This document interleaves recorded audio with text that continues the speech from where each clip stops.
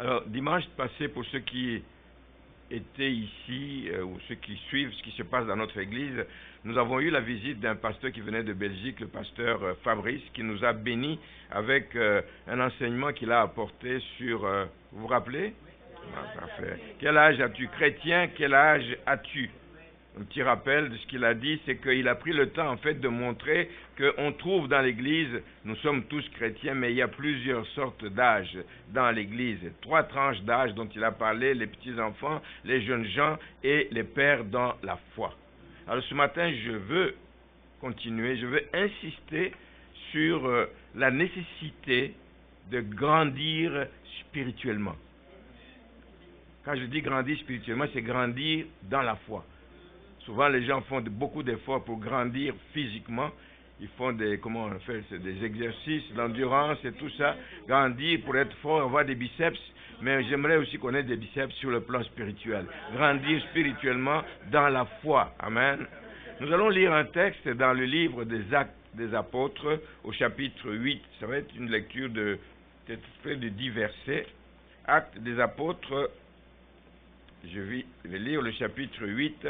Je vais lire à partir du verset 26. Acte 8, verset 26. Et je vais aller jusqu'à 35. Je vais m'arrêter à 35.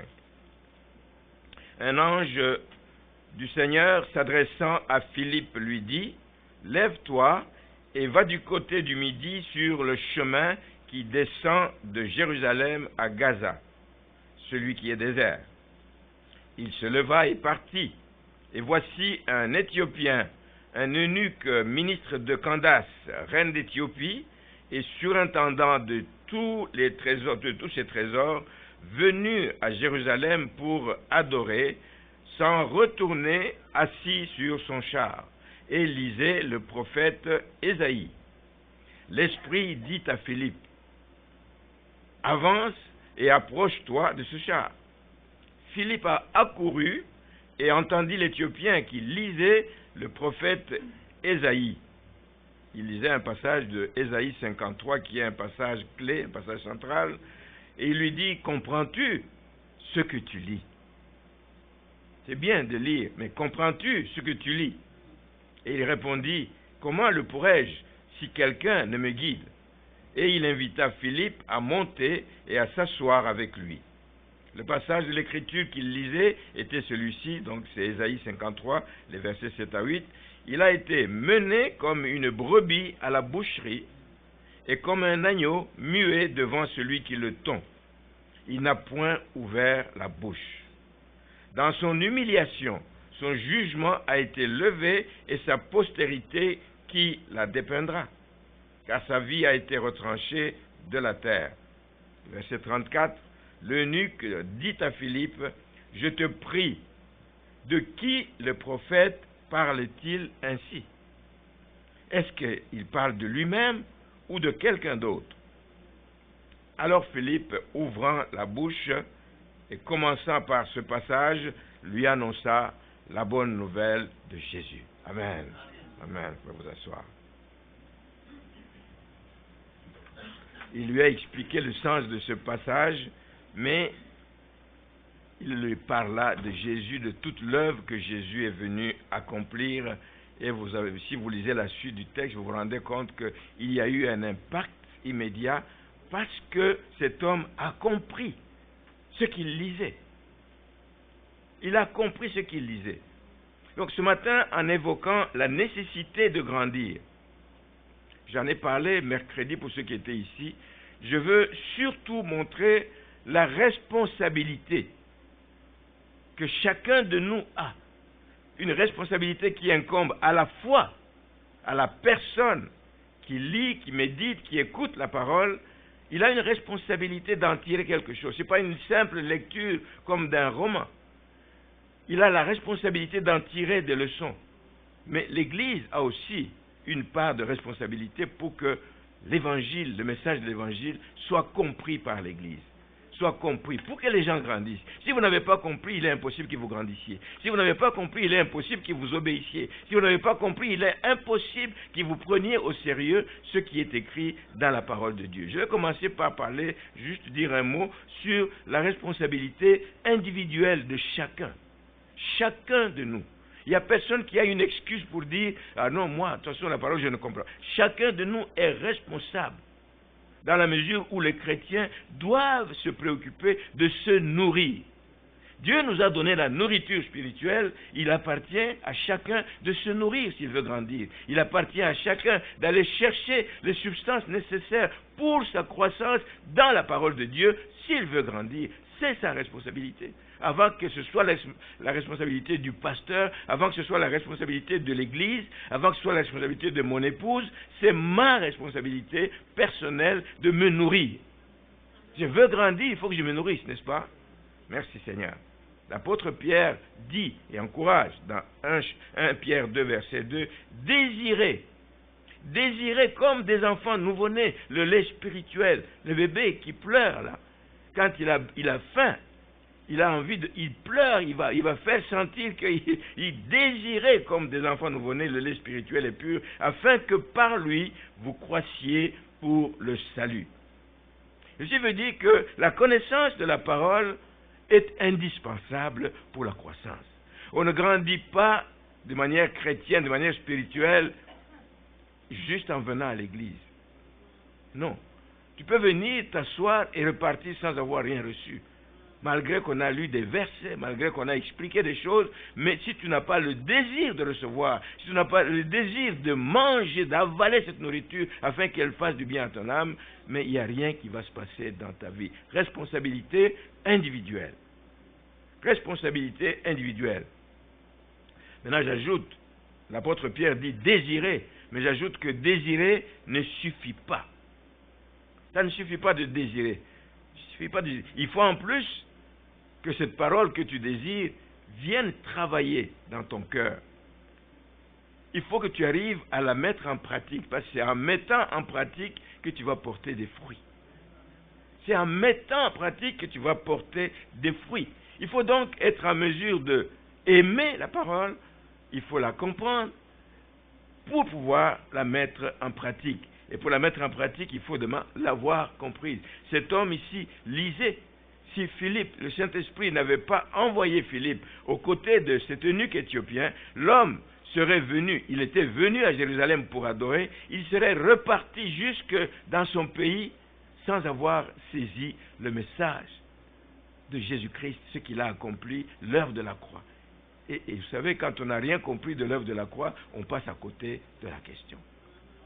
L'homme a tiré profit de son séjour à Jérusalem sur le chemin de retour. Parce que quelqu'un est venu, envoyé par l'Esprit, et a obéi, et il est allé s'asseoir à ses côtés pour lui expliquer la signification du texte qu'il lisait et qu'il ne comprenait pas. Il n'avait personne à qui poser la question pendant qu'il voyageait. Donc la clé qui va conduire au succès d'une vie chrétienne va toujours être celui qui va nous conduire à la maturité. Ça passe par 3 étapes. Il faut lire la parole, comprendre la parole, mettre en pratique la parole. Vous pouvez lire sans comprendre, vous ne grandirez pas. Vous pouvez comprendre quelque chose sans mettre en pratique, vous ne grandirez pas. Nous allons le voir tout à l'heure. Les 3 sont capitaux. Les 3 sont nécessaires. Je lis, je médite, parce que j'ai le goût de comprendre ce que je lis, et pour pouvoir en tirer ce qui va m'aider à grandir. Donc, il faut que je le mette en pratique. Merci Seigneur. Rappelez-vous ce que Dieu a dit, l'Éternel a dit à Josué, dans Josué 1, verset 8, vous connaissez, que ce livre de la loi ne s'éloigne point de ta bouche. Ça veut dire qu'il faut non seulement le méditer, mais il faut en parler, etc. Mais il faut le lire. Lis-le, médite-le, jour et nuit. Pourquoi? Méditer, c'est penser à ça. Pense à ce que tu lis. Méditer, c'est réfléchir à ce que tu lis. Méditer, c'est pose-toi des questions sur ce que tu lis. Qu'est-ce que ça me dit? En quoi est-ce que ça me parle, moi, personnellement? La parole n'est pas toujours pour les autres. Il y a des versets que tu lis, tu dis, ah, ça je vois tel frère, ça je vois telle sœur. Non, la parole veut te parler. Il y a quelque chose que toi, tu dois en tirer. Il dit, médite le jour et nuit pour agir. La clé est là-dedans. Médite le jour et nuit pour agir fidèlement. Donc, c'est en mettant en pratique cette parole que tu vas réellement porter des fruits et tu agiras fidèlement selon tout ce qui est écrit, car c'est alors que tu auras du succès dans tes entreprises, c'est alors que tu réussiras. Alors, la réussite passe par les 3 étapes. Aimer la lecture, aimer méditer la parole de Dieu. Cherchez à la comprendre. Cherchez à la comprendre. Dans le cas de notre Éthiopien, il avait la bonne volonté. Il savait que le chemin était long pour entrer jusque dans son pays. Et il dit, je ne vais pas juste regarder la nature, contempler la nature à gauche, à droite, mais même si c'était dans le désert. Mais il dit, il avait la bonne volonté de lire les Écritures. C'était important pour lui. Mais il ne comprenait malheureusement pas le vrai message qu'il y avait dans cette partie qu'il lisait d'Ésaïe. Et j'imagine qu'il est resté dessus pendant des minutes, peut-être même pendant des heures. Si bien que quand Philippe a été envoyé et qu'il est allé, il l'a trouvé, il a vu ce qu'il est en train de lire, il lui a demandé, il dit, mais est-ce que tu comprends ce que tu lis? L'autre dit, mais comment est-ce que je peux comprendre si personne ne me l'explique? Alors il pose des questions. Mais de qui ce texte parle-t-il? De qui ça parle? Est-ce que c'est Ésaïe qui parle de lui-même ou de qui parle-t-il? Vous vous rendez compte comment on peut passer à côté de l'essentiel? C'est le passage central qui parle de l'œuvre de Jésus-Christ qui est venu pour sauver l'humanité. Et il fallait qu'il passe par ce sacrifice. Il fallait qu'il meure à la croix pour que nous puissions être sauvés. Et quelqu'un qui n'a pas compris ça, et c'est comme ça que les Juifs qui ne se sont pas convertis, ne croient pas que Jésus était le Messie. Jusqu'à ce jour, il y en a beaucoup. Mais Dieu est fidèle. Il leur donnera l'occasion, en son temps, que cela arrive. Donc l'Éthiopien ne comprenait pas ce qu'il lisait. Malgré sa bonne volonté, il rentrait chez lui sans avoir saisi le message central de l'œuvre de la croix. Mais avec le contact qu'il a eu il a lu, avec le contact qu'il a eu avec Philippe, il a compris et il est parti, un homme transformé, un homme renouvelé qui est parti pour mettre en pratique. Ça doit être certainement un des premiers évangélistes qui a amené l'évangile de l'autre côté. Amen. De la Méditerranée.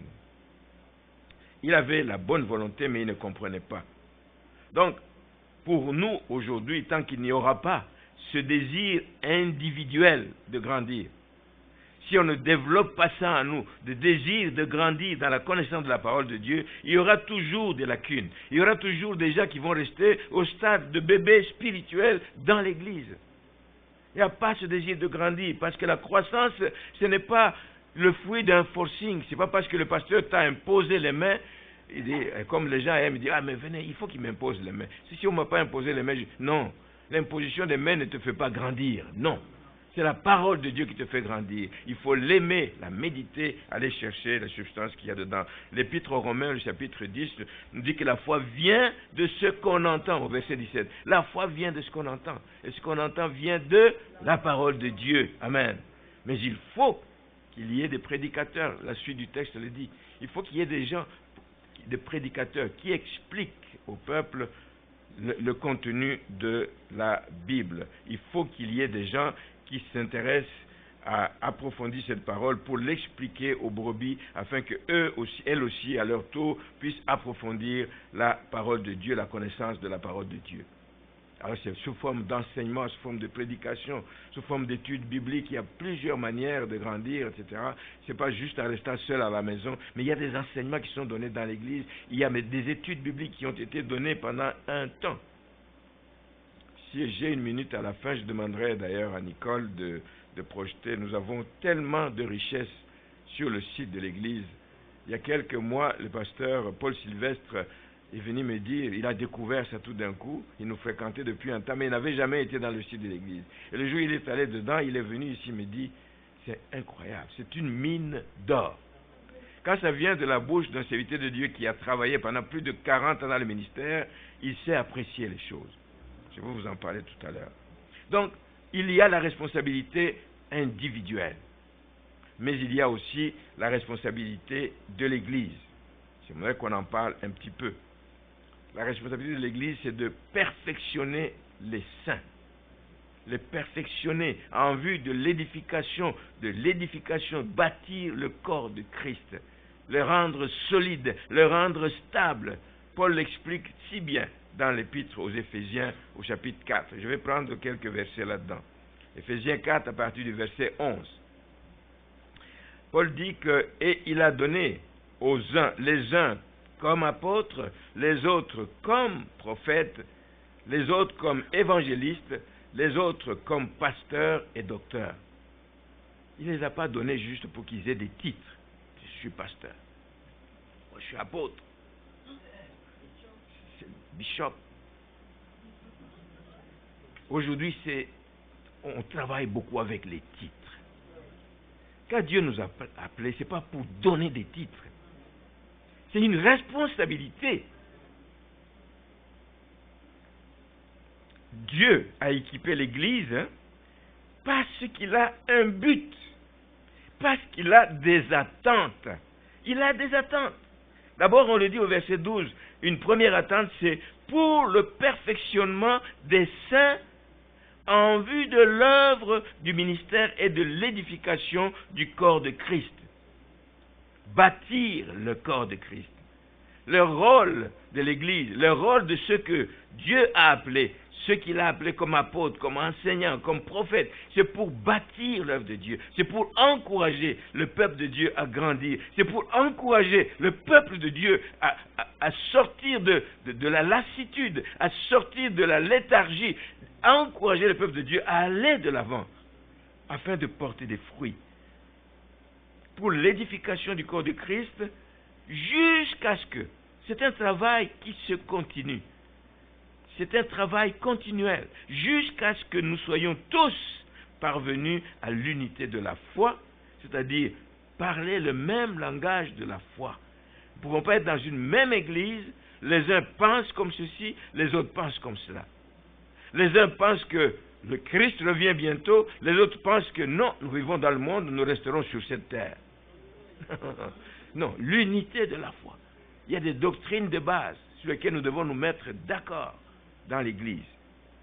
Et parvenir à l'unité de la foi et de la connaissance du Fils de Dieu. Connaître Dieu, c'est important. C'est la Bible qui le dit. Connaître Dieu, c'est ça être intelligent. Un homme intelligent va chercher à connaître Dieu. Amen. Et afin que nous arrivions à l'état d'homme fait à la mesure de la stature parfaite de Christ. Premier élément, comme Dieu a comme attente, c'est que les saints soient perfectionnés dans l'Église. C'est un travail continuel qui revient aux différents responsables qui s'occupent des différents ministères dans l'Église, perfectionnement des saints. Deuxième raison, on le voit au verset 14, il a un but, Dieu a donné toutes ces personnes, tous ces ouvriers dans l'Église, afin que nous ne soyons plus des enfants flottants et emportés à tout vent de doctrine. Consolider les gens dans la doctrine. Et les gens qui savent en quoi ils ont cru, le meilleur prédicateur au monde viendra, il va leur dire le contraire, ils vont dire non, ce n'est pas ce qu'on nous a appris, ce n'est pas ce que dit la parole de Dieu. C'est le désir de Dieu que les gens soient stables dans la connaissance de la parole de Dieu. Amen. Afin qu'ils ne puissent pas. Dimanche passé, le pasteur disait, ils partent, il y en a dans les églises, il y a des gens qui quittent l'église par vague parce qu'ils suivent un homme qui a un message. Il a dit, il n'y a pas de nouveau message. Amen. C'est le même message qui est juste explicité. On y revient et on y revient pour aider l'église à grandir, afin que les gens ne soient pas des enfants flottants et emportés à tout vent de doctrine. Mais le but de Dieu, justement, au verset 15, c'est que nous puissions professer la vérité dans la charité, dans l'amour, que nous puissions croître, nous croissions à tous égards en celui, croître en Christ, avoir nos salides profondément ancrés en lui, de sorte que nous sommes stables. Les vents viennent, les tempêtes viennent, je suis chrétien, je le demeure. Amen. Que nous puissions être stables dans le Seigneur. Donc, Dieu attend la croissance spirituelle des chrétiens. Il ne nous a pas sauvés pour que nous restions au même niveau. Il nous attend de nous que nous puissions grandir. Et dans l'Église, je l'ai dit, ce sont les enseignements.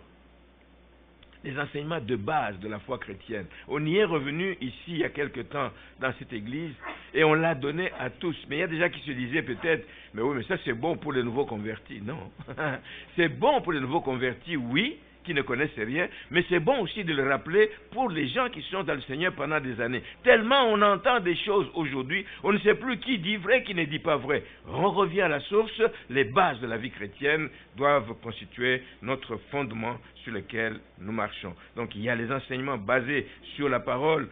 On ne vient pas avec de beaux discours ici, mais on veut éviter aux membres de devenir victimes des docteurs de la foi. Ça pullule dans le monde. Les gens voyagent de continent en continent comme s'ils apportaient un nouveau message et ça draine des foules, ça remplit des stades.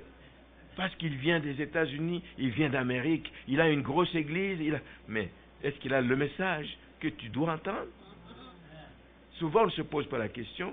Et puisqu'on voit que beaucoup de gens croient à cela, comme des moutons là, il y a des gens qui embarquent. On doit se poser des questions. On doit apprendre à revenir à la parole de Dieu pour s'assurer, comme les gens de Béret, que ce qui est enseigné est conforme à la parole de Dieu. Amen. Merci Seigneur. Donc pour votre information, pour votre stabilité, je l'ai dit tout à l'heure, sur le site de l'église, nous avons beaucoup de choses. Il y a des prédications vidéo de plusieurs années qui sont là-dedans. Allez réécouter parfois une prédication sur un sujet qui vous intéresse pour l'approfondir. Allez réécouter. Tel que c'est fait le site, je vais le montrer tout à l'heure, on peut aller choisir par thème, on peut aller choisir par ci, ce qui n'était pas le cas avant. C'est bon. Nous avons aussi des études bibliques sous forme audio. Là, c'est les prédications, c'est des vidéos. Il y a des gens qui aiment justement suivre un enseignement en voyant la personne qui parle. Mais il y a d'autres qui peuvent se contenter de suivre quelqu'un à écouter juste la voix. Tu as ta Bible, tu as ton carnet de notes à côté, tu écoutes. Et tu suis ce qui est lu, etc. Il y a aussi des études bibliques audio. Il y a plusieurs livres de la Bible qui ont été analysés. On est arrêté un peu, mais j'espère qu'un jour, quelqu'un pourra poursuivre cela. Il y a aussi, sous forme de textes écrits, et bien écrits, je m'excuse de le dire, bien écrits, des capsules d'enseignement qui sont une mine d'or. J'aime souvent donner l'exemple. C'est une des personnes les seules personnes qui m'ont parlé de ça depuis qu'on a mis ces capsules sur le site. C'est ma petite sœur qui venait de se convertir il y a quelques années et elle est rentrée en France. Elle a commencé à aller sur notre site. Elle est tombée. Je ne lui avais même pas parlé de ces capsules, mais elle est tombée dessus en fouillant sur le site. Il dit, vous ne pouvez pas savoir. Là, il a téléphoné à Daniel qui a développé tout ça. Il dit, vous ne pouvez pas savoir avec quelle vitesse cela m'a permis de grandir dans ma foi chrétienne. Il y a des thèmes qui sont développés. Qui est Dieu? C'est quoi la Bible? Etc. C'est quoi le péché? Il y a beaucoup de thèmes qui sont développés là-dedans. Je vous encourage à y aller. L'Église primitive a connu une croissance fulgurante. Une croissance qui étonne tout le monde. Parce que les gens étaient intéressés aux enseignements des apôtres. Les gens étaient intéressés. La Bible dit dans Actes des Apôtres, chapitre 2, je crois, verset 42, ils se réunissaient chaque jour. Ils s'asseyaient aux côtés, autour des apôtres pour écouter les enseignements que les gens donnaient.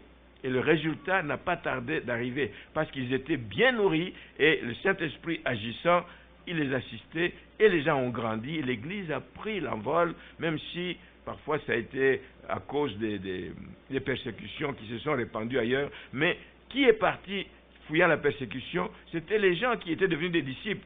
Et ils sont partis avec ce qu'ils avaient reçu comme enseignement. Et ils ont amené ça partout, comme si l'Évangile nous a atteints jusqu'à ce jour. La Bible dit dans Acte 9, 31 que l'Église était en paix dans toute la Judée, la Galilée et la Samarie, après tous les tumultes qu'il y avait eu auparavant, s'édifiant et marchant dans la crainte du Seigneur, et elle s'accroissait. C'est ça le résultat. Quand on s'édifie par la parole de Dieu, quand on s'édifie, on se fortifie soi-même en partageant la parole de Dieu pour encourager un frère à ne pas lâcher, etc., mais à marcher dans la crainte de Dieu, ce qui arrive, c'est que l'Église s'accroît, l'Église grandit. Ce n'est pas juste quand nous nous tenons ici en avant que nous avons un impact sur vous. Entre vous, vous pouvez avoir un impact l'un sur l'autre. Vous voyez une faiblesse d'un frère, vous l'exhortez avec un verset de la parole de Dieu. Ça peut avoir un impact complètement inattendu. Donc, pour le dynamisme de notre Église ici à l'Assomption, chacun de nous a besoin d'avoir des racines profondes dans la parole de Dieu. Chacun de nous a besoin d'être un vase entre les mains du potier, se laisser façonner par la parole de Dieu. Quand elle vient, elle nous aide à être transformés, à changer notre façon de faire, mais nous avons besoin de compter évidemment sur l'assistance du Saint-Esprit. Je voudrais maintenant poursuivre, et c'est avec ça que je vais terminer, poursuivre en montrant l'importance d'une bonne compréhension de la parole de Dieu. J'ai dit tout à l'heure, lire, comprendre, et puis mettre en pratique. Mais on peut comprendre de travers, hein. On peut comprendre comme on veut comprendre. Je vais vous montrer l'importance de bien comprendre. Bien comprendre. Une bonne compréhension est capitale si quelqu'un veut tirer le meilleur profit et porter de bons fruits. Dans Matthieu, chapitre 7, le verset 19, il est dit ceci: tout arbre qui ne porte pas de bons fruits est coupé et jeté au feu. C'est donc à leurs fruits que vous les reconnaîtrez.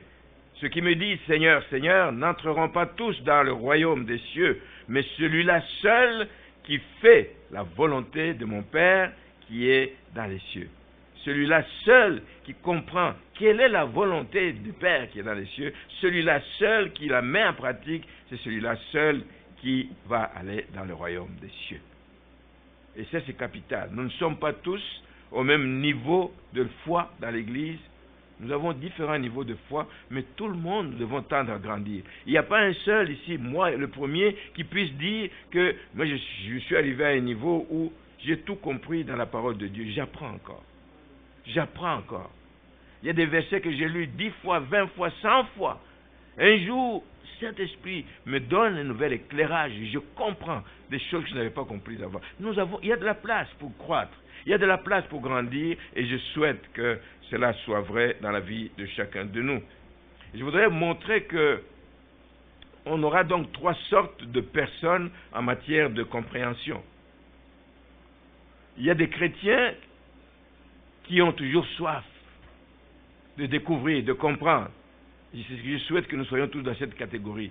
Ils ne comprennent pas encore tous les aspects, tous les prescrits de la parole de Dieu. On ne comprend pas tout. Il y a des choses sur lesquelles on hésite encore, on doute encore. Seigneur, éclaire-moi, éclaire-moi. Il y a comme ça des situations. Il y a des sujets difficiles. Quand on prêche sur ce sujet, moi je ne crois pas à ça. Moi je ne... Mais cherchez que le Saint-Esprit lui-même vous donne des convictions, vous ouvre l'intelligence, que vous puissiez comprendre ce qu'il y a. Des chrétiens qui ne comprennent pas encore tous les prescrits, mais qui cherchent, qui fouillent, qui interrogent, qui ne restent pas assis sur la page et dit « Bon, j'ai passé 1 heure dessus, je ne comprends rien, je tourne la page, je vais à autre chose. » Non. Même si tu le fais, note cette partie, dis « J'irai demander un jour à un frère, j'irai demander un jour au pasteur. » Ou j'irai chercher des commentaires dans les concordances, il existe tellement de concordances qui existent qui peuvent m'aider. Tournez pas la page, ne passez pas vite dessus, allez chercher à comprendre, interrogez, cherchez, et celui qui cherche, trouve. La Bible, nous l'avons dit tout à l'heure, que l'Éternel étend ses regards. Il cherche des gens qui sont en quête de comprendre, etc. Parce qu'il veut les soutenir dans cette recherche, dans cette quête de compréhension de la parole de Dieu. Dieu les connaît et Dieu va les aider à avoir la lumière qu'ils désirent avoir afin qu'ils puissent grandir ce fut le cas de cet eunuque éthiopien.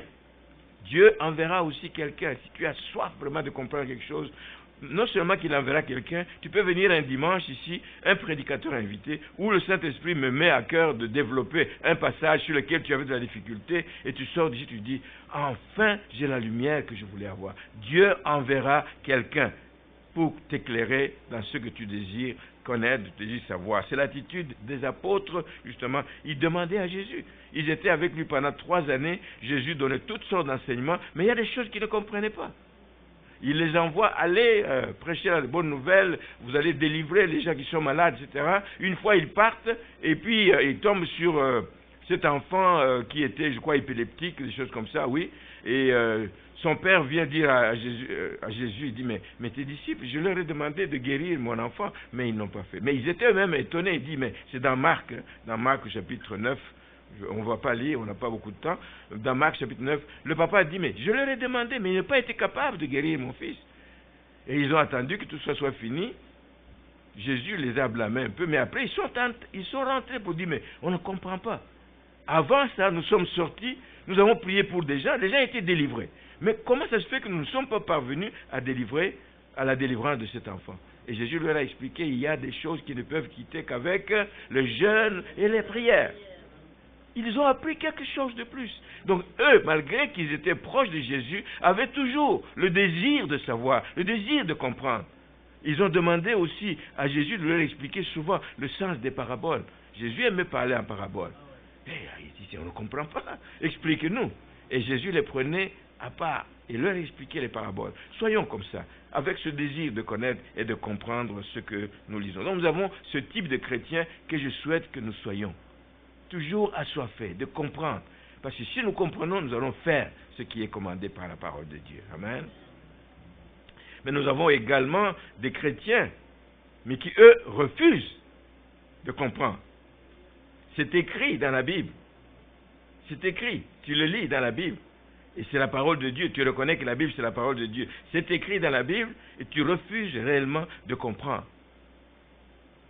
Ça veut dire quoi? Ils ne font pas d'efforts pour mettre en pratique ce qui est dit. Parce qu'ils trouvent que, non, ça, non. Moi, ça va me bousculer dans mes habitudes. Ça va me bousculer dans mes désirs. Ça va me bousculer dans les plaisirs que j'ai, dans les choses que j'aime. Moi, j'aime le truc et vous mettez la réunion vous savez, vous mettez la réunion tel jour de la semaine. Moi, je ne peux pas venir. Hein. Je ne peux pas venir parce que le soccer est important pour moi ou je ne sais pas quoi. Hein. Je ne suis pas en train de condamner ceux qui aiment le soccer, etc. Mais il y a des choses comme ça que des chrétiens ne veulent pas mettre en pratique. Ils ne font pas d'efforts pour se soumettre à ce que la parole de Dieu dit, parce que ça vient les bousculer dans ce qu'ils aiment faire. J'étais confortable dans cette situation, mais alors puisqu'on prêche ces choses dans cette église, je vais quitter. Je vais aller dans une autre église où on ne parle pas de ces choses-là. Et on connaît des gens comme ça. C'est une autre catégorie. Je ne souhaite pas que quelqu'un soit dans cette catégorie ici.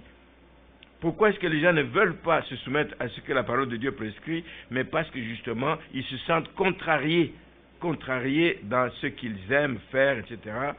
Ils ne sont pas prêts à faire la volonté de Dieu, toute la volonté de Dieu. Amen. C'est toute la volonté. Ce n'est pas une partie de la volonté de Dieu que nous devons faire, c'est toute la volonté de Dieu.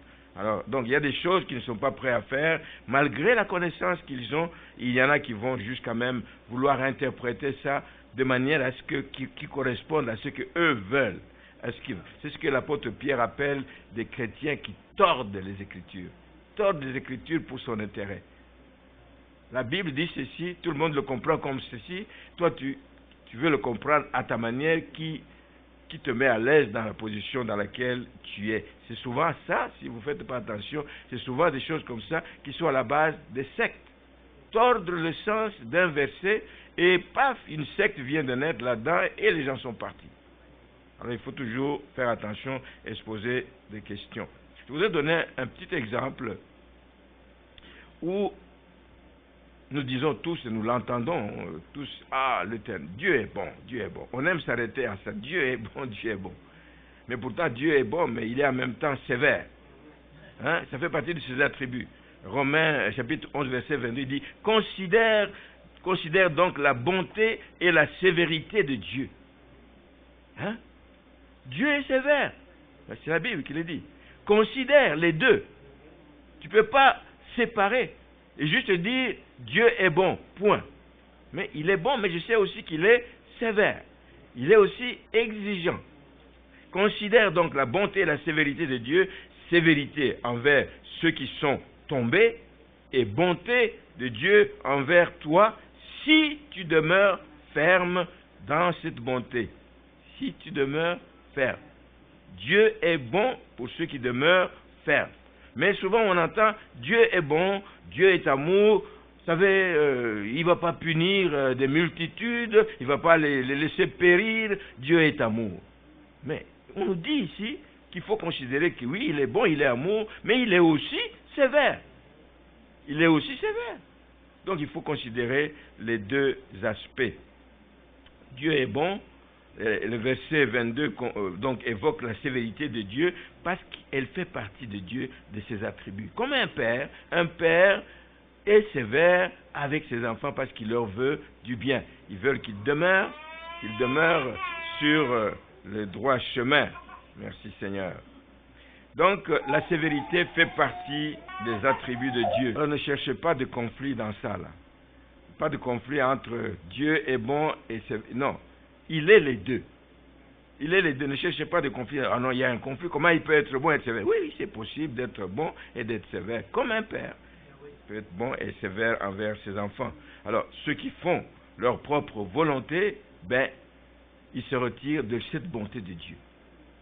Il est bon pour ceux qui font sa volonté, mais ceux qui ne font pas sa volonté, il va les retrancher et il va être sévère, etc. Donc, il est bon et il est sévère aussi envers ceux qui prennent la grâce de Dieu en vain. Il est sévère aussi envers ceux qui veulent faire leur propre volonté. Il va être sévère envers celui qui tombe. La Bible dit, tu tombes, tu ne restes pas à terre, tu te relèves. Celui qui tombe et qui ne veut pas se relever, c'est sa responsabilité là. Dieu va être sévère envers ces personnes. Donc la condition de ce genre de personnes-là, qui ne veulent pas comprendre, qui refusent sciemment de comprendre, leur condition est sans appel. C'est pas moi qui le dis, c'est la parole de Dieu qui dit, à moins qu'il y ait repentance dans leur vie. Amen. La troisième catégorie, la dernière, et je termine avec ça, c'est les personnes dont la Bible parle, qui sont des personnes lentes à comprendre. On lit ça dans l'épître aux Hébreux, et vous allez comprendre le contexte. Hébreux 5, verset 11 dit, nous avons beaucoup à dire là-dessus. Ça fait la suite. Il est en train d'expliquer, l'auteur de l'épître aux Hébreux est en train d'expliquer le sacerdoce de Jésus-Christ qui est selon l'ordre de Melchisédek. Il est en train d'expliquer cela. Il dit, nous avons beaucoup à dire là-dessus et des choses difficiles à expliquer parce que vous êtes devenus lents à comprendre. Vous, en effet, qui depuis longtemps devriez être des maîtres, vous avez encore besoin qu'on vous enseigne les principes élémentaires des oracles de la parole de Dieu. Vous en êtes venus avoir besoin de lait et non d'une nourriture solide. C'est regrettable. On est dans le Seigneur depuis longtemps et on reste encore à la nourriture comme les bébés spirituels. Ici, l'auteur s'adresse en fait aux Juifs.